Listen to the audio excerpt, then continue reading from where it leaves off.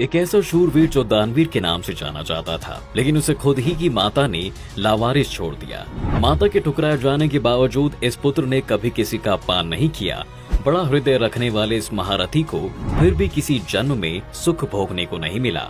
दोस्तों, क्या आपको पता है कि सूर्य पुत्र कर्ण का पिछला जन्म भी द्वापर युग के मुताबिक ही काफी दुखदायी रहा है।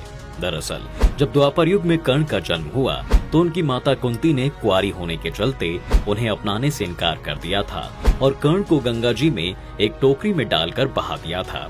ऐसे ही कारणों की वजह से कर्ण से महाभारत में अपनी माता कुंती के 5 पुत्रों की सहायता करने की बजाय कौरवों की तरफ से लड़ाई ली थी। लेकिन कर्ण का पिछला जन्म भी काफी भयावह था। जी हाँ, कहा जाता है कि कर्ण को महाभारत काल में इसलिए इतना दुख भोगना पड़ा क्योंकि ये उनके पिछले जन्म का कारण था। भले ही महाभारत के महारथियों और योद्धाओं की जब बात की जाती है तो कर्ण का नाम आता है, लेकिन माता द्वारा बचपन में ही ठुकराए जाने की वजह से कर्ण को कभी एक योद्धा के तौर पर वह सम्मान नहीं मिला। दरअसल कर्ण के पिछले जन्म के कर्मों की वजह से ही कर्ण ने द्वापर युग में जन्म लिया था, क्योंकि वह अपने पुनर्जन्म में दंभोद्रवा नाम के एक राक्षस थे। उसने उस जन्म में सूर्यदेव की कठोर तपस्या करके उनसे अमरता का वरदान मांगा था, लेकिन सूर्यदेव ने उन्हें अमरता का वरदान न देते हुए कोई और वर मांगने की बात कही। तब दंभोद्रवा ने सूर्यदेव से कहा, प्रभु मुझे 1000 कवच का ऐसा शस्त्र दीजिए जिसे केवल मैं ही तोड़ पाऊं और मेरे सिवा ऐसा तपस्वी जिसने 1000 साल तक घोर तपस्या की हो, किंतु अगर वह मेरा कवच तोड़ेगा तो उसकी वहीं पर मृत्यु हो जाए। राक्षस के वरदान अनुसार सूर्यदेव भी तथास्तु बोलकर वहां से गायब हो गए।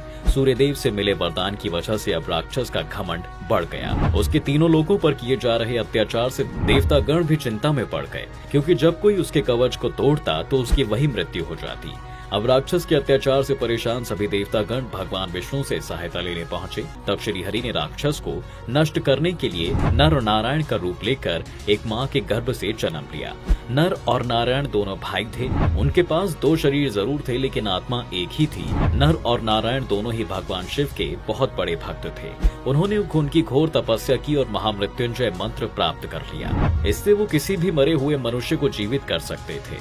जब राक्षस को ज्ञात हुआ कि नर और नारायण 1000 वर्षों से तपस्या कर रहे हैं तो वह उनसे युद्ध करने पहुंच गया। क्योंकि नर और नारायण दोनों में एक ही आत्मा निवास करती थी, इसलिए नारायण राक्षस से युद्ध करने लगा।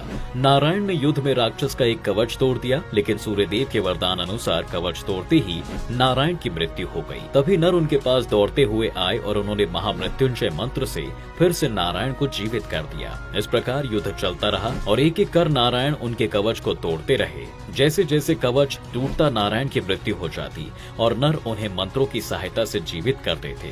देखते ही देखते नारायण ने राक्षस के 999 कवच तोड़ दिए।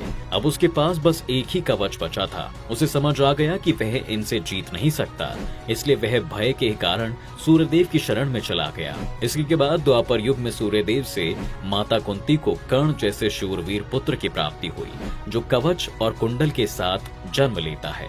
मित्रों, कहा जाता है कि इसी वजह से श्री कृष्ण को फिर से महाभारत का हिस्सा बनना पड़ा था, क्योंकि उन्होंने पिछले जन्म में राक्षस का वध नहीं किया था। दोस्तों, भले ही कई पौराणिक कथाओं में कर्ण के पिछले जन्म की कहानी एक राक्षस से जोड़ी जाती है, लेकिन कई पौराणिक कथाओं में यह भी कहा जाता है कि कर्ण कोई राक्षस नहीं बल्कि सूर्यदेव के अंश थे।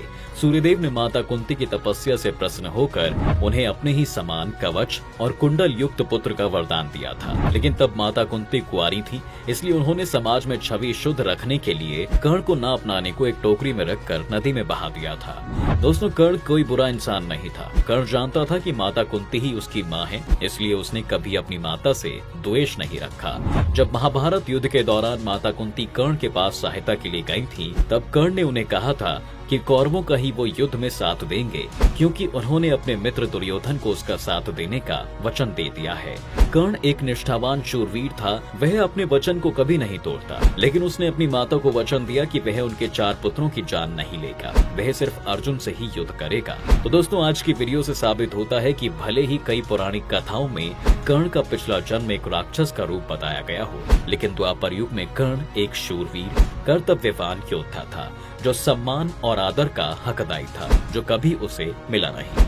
अगर आपको हमारी ये वीडियो पसंद आई है तो वीडियो को लाइक और शेयर करना ना भूलें। साथ ही ऐसी ही रोचक कथाओं के लिए हमारे पेज को अभी फॉलो करें।